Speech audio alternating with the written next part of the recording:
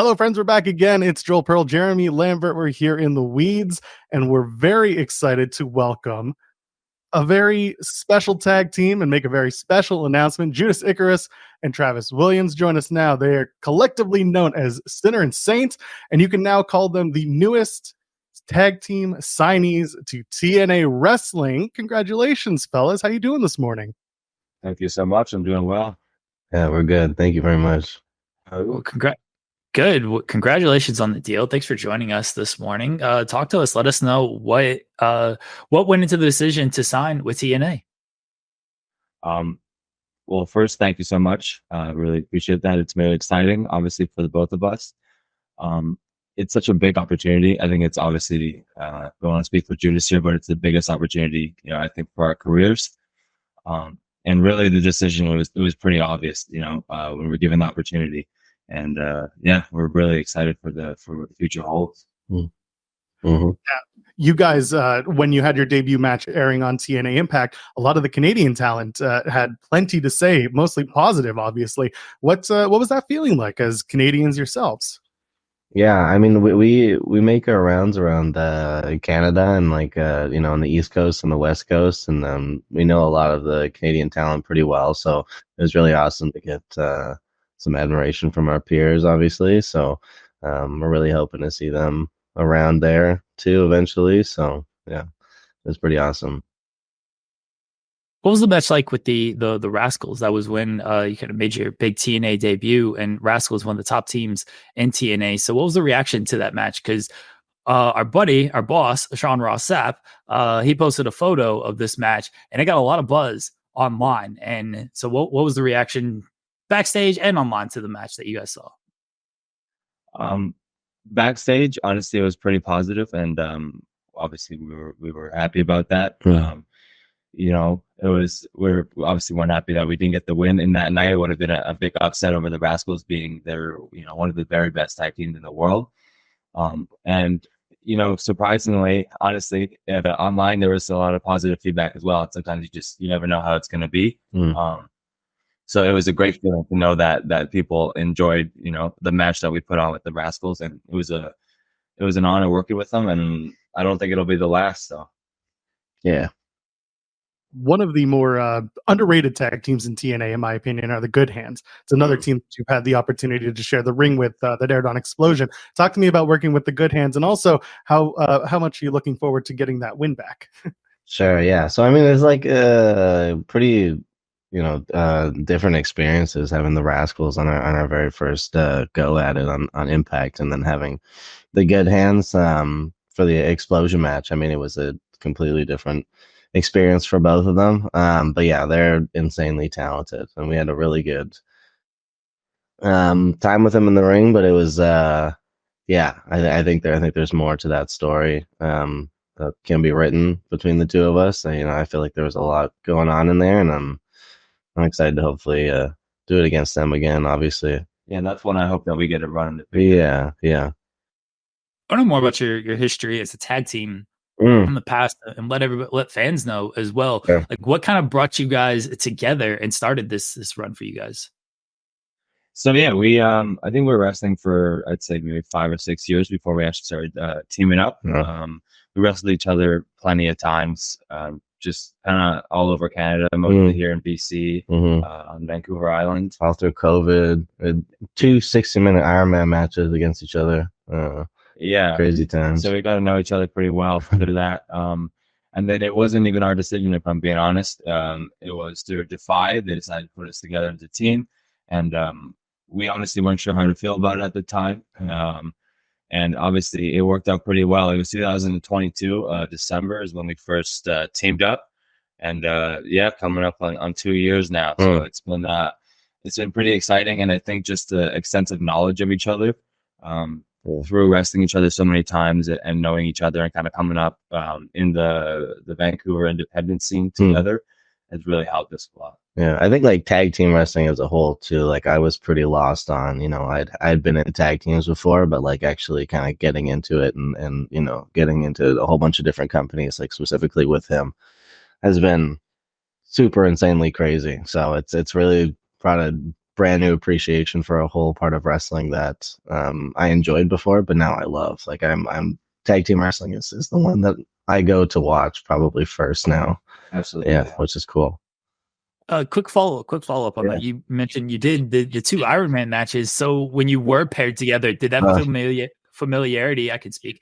Did that familiarity help you out after doing those Iron Man matches? Of like, all right, I kind of know what you like to do a little bit here. Yeah, 100%. Yeah, because exactly, it's like I kind of know, like, when he's best to be striking. You know what I mean, and best to be hitting stuff. You know what I mean. I know where he's gonna pop in and help me and everything. Like that was already like in the back of my mind because I already knew all the stuff that he was, beating me up with. So it felt already pretty familiar, which was weird because again, we had never done it before and we didn't even know that's something we would want to do, right? So yeah. And how did you guys come up with the tag team Sinner and Saint? Judas Stickers was the born Sinner for a while, and it just felt natural. It just kind of felt right. I was doing a Golden Boy character at the time, and it kind of felt like the right thing that needed to be done. So it worked.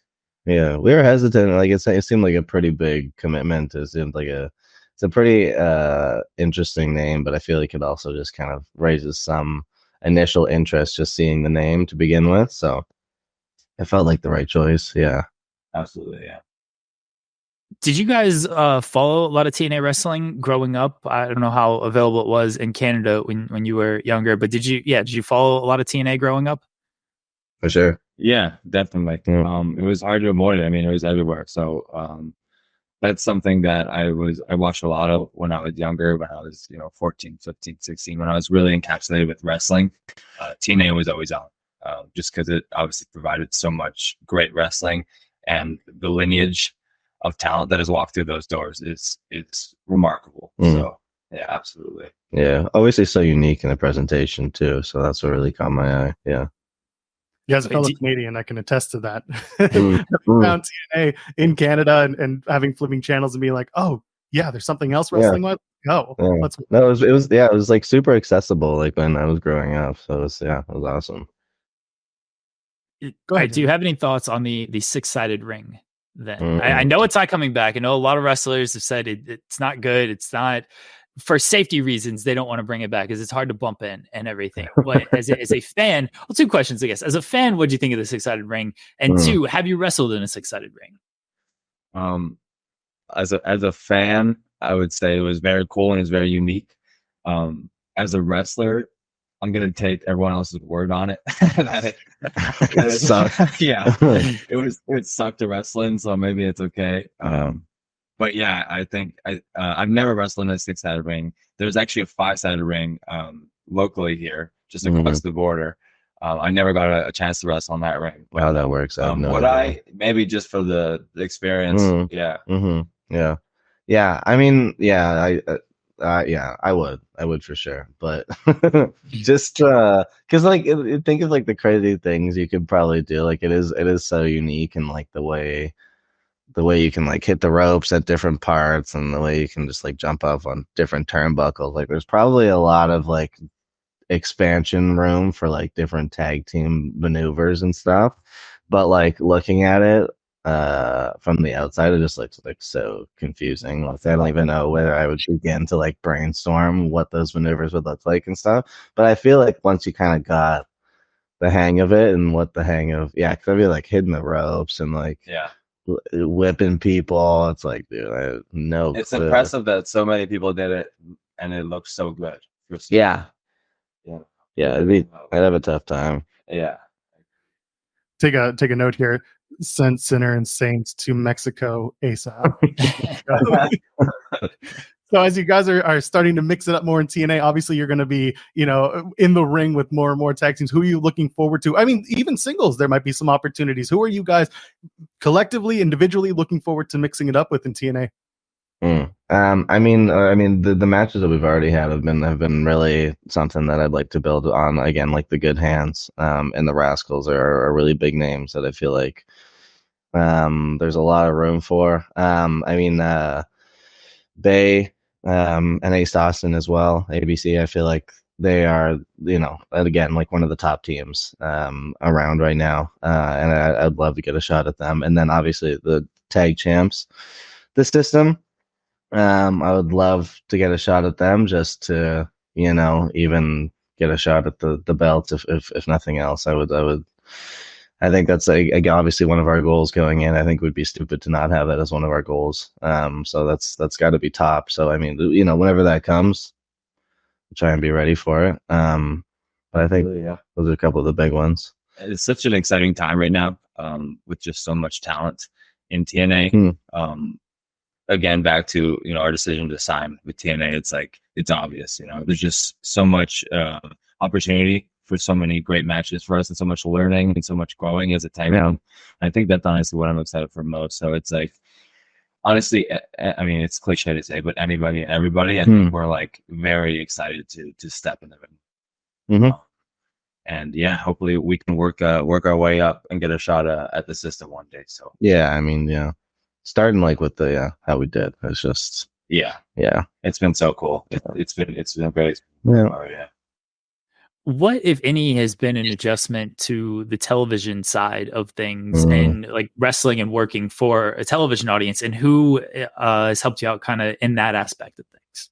Sure. So obviously on the independents, we have like at least a base knowledge of kind of like, the TV side of things. Like I've been like myself just on a couple like Shaw and like Roger tapings that like independent companies do. So there is like the idea of a hard cam and roaming cameras, and especially, or like audiences that are just like larger than like what most independents are usually ready for. So I we kind of have a very small base idea of what to expect and stuff, but like obviously being in it and having the eyes that are backstage and having the eyes that are within TNA that are also watching what we're doing and able to like give us little tips and learners, like there's so much to it. Like there's like literally so much to it. Like sometimes it can feel like overwhelming, like the amount of stuff that you're not really paying attention to that you think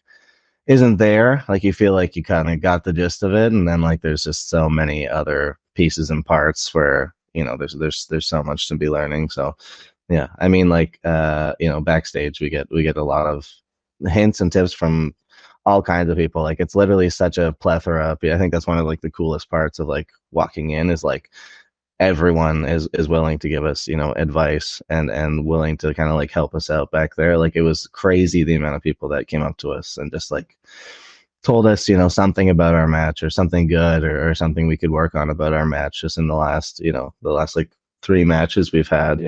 No,